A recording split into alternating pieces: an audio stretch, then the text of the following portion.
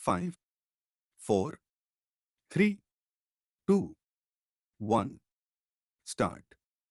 The court is now in session to hear the matter concerning an alleged breach of contract between two parties in which the petitioner claims that the respondent failed to fulfill the terms and conditions explicitly set forth in the agreement executed several months ago, leading to significant financial and operational losses. While the respondent denies all such allegations, stating that all contractual obligations were duly met and any delays encountered were the result of unavoidable circumstances beyond their control, which were promptly communicated to the petitioner in writing, further contending that the petitioner's claims are without merit and lack evidentiary support, the petitioner's counsel may proceed with the opening statement.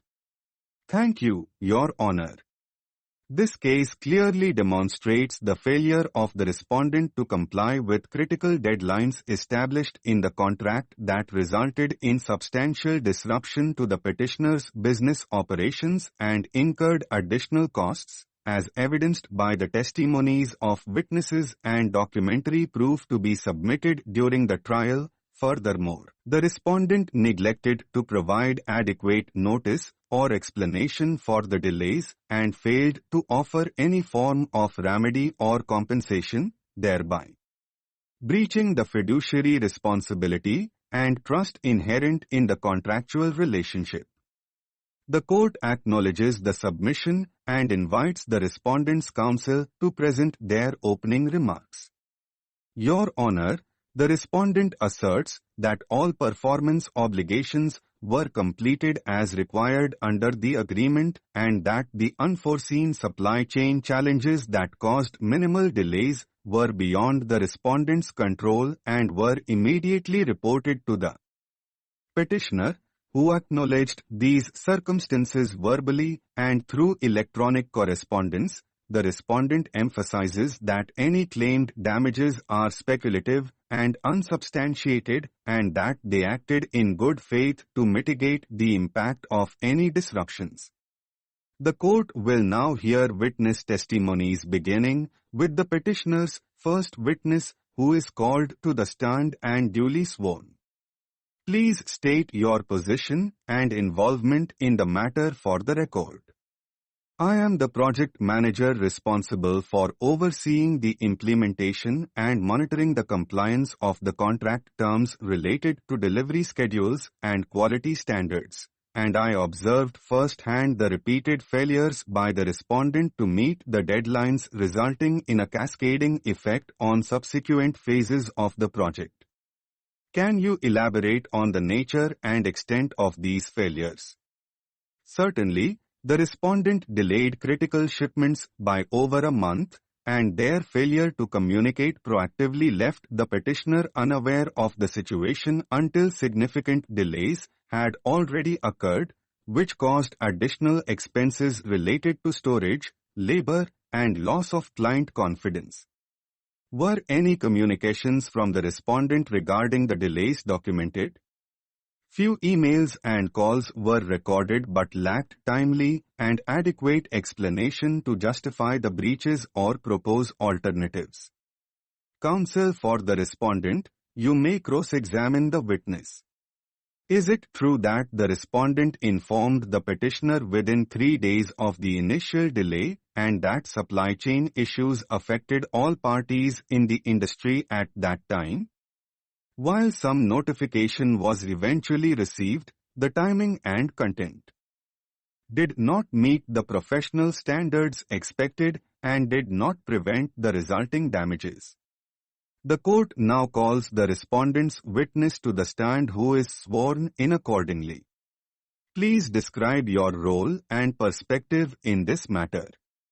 I am the logistics coordinator for the respondent company and was responsible for managing supplier relations and delivery schedules. Despite diligent efforts to adhere to the contract terms, unforeseen disruptions caused delays, and the respondent promptly communicated these to the petitioner, offering revised timelines and mitigation strategies. Were alternative arrangements considered to minimize the delay? Yes, alternative suppliers and expedited shipping options were explored but were limited by availability and regulatory approvals. Did the respondent offer any form of compensation or remedial action in response to the petitioner's concerns? Negotiations were initiated after the petitioner formally raised the issue, and the respondent expressed willingness to discuss fair remedies, which are ongoing. The court will now examine all documentary evidence presented, including the contract, correspondence between parties, delivery logs, and financial statements to establish the factual background. A short recess will be taken to allow the bench to review the materials before proceeding with further arguments and eventual judgment. Upon resumption, the court will consider whether the evidence demonstrates a breach of contract and determines appropriate remedies including damages, specific performance, or dismissal of the claims. Counsel for the petitioner, please proceed with your closing statement. Your Honor, the evidence clearly shows that the respondent failed to meet critical contractual obligations, causing measurable harm to the petitioner's operations and finances. The respondent's actions and omissions breached the terms of the agreement, and the court is requested to award damages commensurate with the losses and enforce compliance with the remaining contract provisions. Counsel for the respondent, your closing remarks. Your Honor, the respondent acted within reasonable limits given the circumstances and communicated effectively. The petitioner's claims are exaggerated and unsupported by reliable evidence. We respectfully request that the claims be dismissed and that the court acknowledge the respondent's good faith efforts. The court appreciates the detailed submissions from both parties and will issue a reasoned judgment after thorough consideration of the facts, law, and arguments presented during the hearing. Court is adjourned until further notice. Following the adjournment, the court reconvenes to clarify a few outstanding points before issuing its final decision. The bench seeks confirmation regarding the mitigation steps taken by the petitioner in response to the delays. Counsel for the petitioner is requested to provide a summary.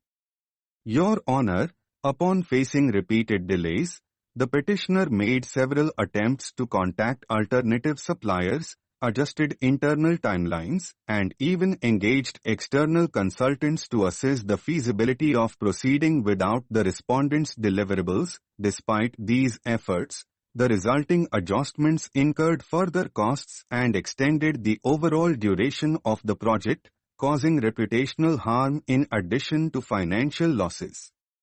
The respondent maintains that although the delays were unfortunate, they were communicated in a timely manner and were not of such magnitude as to justify the losses claimed.